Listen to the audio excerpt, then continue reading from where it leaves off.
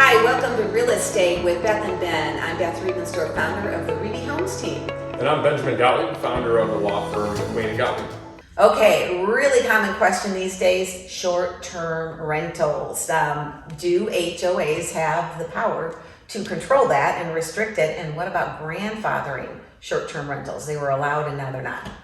You know, Beth, both two great topics on a lot of people's minds these days. To the first question, Beth, the answer is yes. HOAs do have the power to control and or prohibit short-term rental operators from being present in the community. Interestingly, under state law, a few years ago, legislation was passed whereby cities and towns are not allowed to control short-term rentals by prohibiting their existence. But in the HOA context, through the CC&Rs, through the governing documents, HOAs do have the power to control them. So that's one interesting. Is it easy for them to do, or is it just a 50%, majority that has to agree, or how does that work? Another interesting question. So most CC&Rs in Arizona have an amendment procedure protocol set forth in the governing documents. That can range. Most require a supermajority vote, Beth. But some have less. Some require just a simple majority vote to effect an amendment.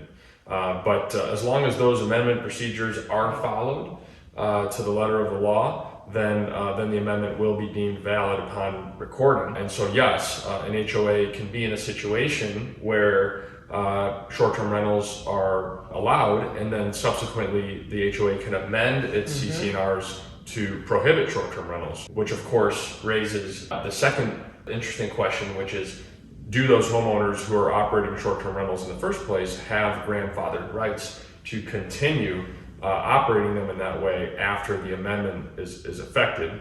And I don't think the answer is entirely black and white, but there are strong clues that courts have provided us as to how that situation would be resolved. And ultimately, what you're going to want to look to is the original CC&Rs and whether they regulated rentals in the first place. If the original CC&Rs regulated rentals in some fashion or another, and also had an amendment procedure protocol, then a court is likely to conclude that the prospective purchaser was put on reasonable notice, and it's not an unreasonable change or alteration of the CC&Rs to amend and prohibit short-term rentals. On the other hand, to the extent there's very few regulations on rentals in the original CC&Rs, that might give the homeowner a much stronger argument that that change shall not apply to their short-term rental. So if there is a clue in the CC&Rs, my go-to then is to call you and say, hey, is this what I think it is, and can you help? And hopefully we can.